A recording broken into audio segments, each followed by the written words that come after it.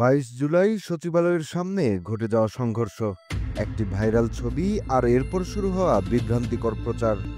কিছুক্ষণের মধ্যে ছাত্রলীগ নেতা বোমা উদ্ধার, আটক, এই শব্দগুলো দখল করে নেয় সামাজিক যোগাযোগ মাধ্যমের নিউজফিড। কিন্তু পর্দার আড়ালে লুকিয়েছিল এক ভিন্ন বাস্তবতা।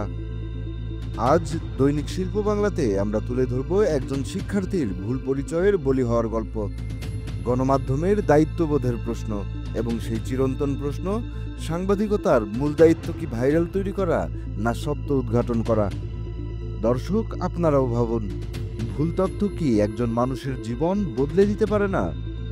২২ জুলাই ২০২৫ মঙ্গলবার বিকেল ৪:১০ সচিবালয়ের সামনে উত্তাল রাজপথ।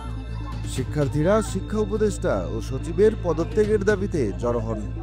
স্লোগান উঠে, ভুয়া ভুয়া, আমার ভাই মরল কেন, প্রশাসন জবাব দে।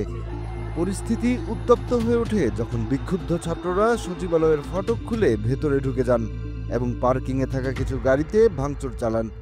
প্রতিক্রিয়ায় নামানো হয় পুলিশ ও সেনা সদস্যদের। শিক্ষার্থীদের জোর করে বের করে দিতে শুরু হয় পাল্টাপাল্টি ধাওয়া। ছোড়া হয় কাঁদানে গ্যাস, সাউন্ড গ্রেনেড। এই ঘটনার মধ্যেই একটি ছবি হয়ে ওঠে ভাইরাল। এক যুবক ২ হাত ছড়িয়ে পুলিশের দিকে এগিয়ে যাচ্ছেন। ওই ছবিকে কেন্দ্র করে একটি ফেসবুক পোস্ট ছড়িয়ে পড়ে।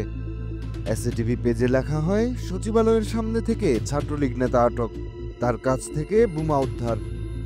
এই দাবি মুহূর্তেই ছড়িয়ে পড়ে। হাজারো মানুষ সেই পোস্ট শেয়ার করেন। রাজনৈতিক প্রতিপক্ষরা সমালোচনায় ঝাঁপিয়ে পড়ে। কিন্তু সত্যিটা কি? অনুসন্ধান বলছে ভুল পরিচয়, ভুল প্রচারণা। ফ্যাক্ট চেকারদের অনুসন্ধানে উঠে আসে আটক যুবক ছাত্রলীগের কেউ নন। তার নাম জাকির মাহমুদ ওরফে হাসান। তিনি ইসলামিক আরবি বিশ্ববিদ্যালয়ের শিক্ষার্থী এবং ইসলামী ছাত্র শিবিরের অনুসারী। তার ফেসবুক প্রোফাইলে দেখা যায় ছাত্র শিবিরের ঢাকা বিশ্ববিদ্যালয় শাখার তৎকালীন সভাপতি সাদিক কায়েমের সঙ্গে ছবি এবং আন্দোলনে সক্রিয়তার প্রমাণ। জুলাইয়ের বৈষম্য বিরোধী ছাত্র আন্দোলনের সময়েও তাকে সমন্বয়কারীদের সঙ্গে বিভিন্ন ছবিতে দেখা গেছে, যদিও তখন তার রাজনৈতিক পরিচয় প্রকাশ্যে ছিল না। ২৩ জুলাই জাকির মাহমুদ নিজের ফেসবুকে লেখেন, আজকে আমি গিয়েছিলাম আমার এইচএসসি পরীক্ষার্থী 2 ভাই, তারা রক্তাক্ত ছিল। আমি পুলিশের সাথে কথা বলতে গিয়েছিলাম, তারা আমাকে রাস্তায় ফেলে মারধর করে। তিনি আরও বলেন, আমি সবচেয়ে কষ্ট পেয়েছি যখন দেখেছি আমি মিডিয়া ট্রায়ালের শিকার। লেখা হয়েছে আমার কাছে নাকি বোমা পাওয়া গেছে। অনেক পেজ আমাকে ছাত্রলীগ বলে প্রচার করেছে। তার আর্তনাদ, সাংবাদিকতার কাজ কি ভাইরাল পোস্ট তৈরি করা নাকি সত্য প্রকাশ করা? দর্শক, আজকের বাস্তবতায় কিছু গণমাধ্যম সত্য নয়, ভিউ আর ভাইরালকে প্রাধান্য দিচ্ছে। ক্লিকবেট হেডলাইন দিয়ে মানুষকে ভুল পথে পরিচালিত করছে। একজন ছাত্র যে নিজের ভাইকে বাঁচাতে গিয়েছিল তাকেই বানানো হলো ছাত্রলীগ নেতা, সন্দেহভাজন বোমা বহনকারী। এর ফলে শুধু একজন নির্দোষ ছাত্র নন, সাংবাদিকতার বিশ্বাসযোগ্যতাও ক্ষতিগ্রস্ত হয়।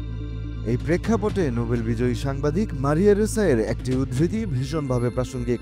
তিনি বলেন, যদি নির্ভরযোগ্য তথ্য না থাকে তবে সত্য থাকে না, আর সত্য না থাকলে সমাজে বিশ্বাস গড়ে ওঠে না। এই বিশ্বাসই সাংবাদিকতার ভিত্তি, আর যখন তা নষ্ট হয় তখন ক্ষতিগ্রস্ত হয় একটি সমাজ ব্যবস্থার মৌলিক কাঠামো। তাই আমাদের দায়িত্ব তথ্য যাচাই করে শেয়ার করা, ভাইরাল নয়, সত্যকে প্রাধান্য দেওয়া, কেননা সাংবাদিকতা মানে দায়িত্ব। দর্শক, জাকির মাহমুদের ঘটনা একক নয়, এটি একটি প্রতীক, যেখানে একটি ভুল তথ্য, একটি হেডলাইন একজনের জীবনের গতিপথ বদলে দিতে পারে। দৈনিক শিল্প বাংলা বিশ্বাস করে সাংবাদিকতা মানে দায়িত্ব, তথ্য মানে যাচাই, সংবাদ মানে সত্য। আপনি কি মনে করেন? মিডিয়ার এই ভূমিকা কি আপনি সমর্থন করেন? সাংবাদিকদের ভুলে একজনের পরিচয় বদলে যাওয়ার দায় আসলে কার? ভিডিওটি শেয়ার করুন যেন সত্য আরও দূর পর্যন্ত পৌঁছায়।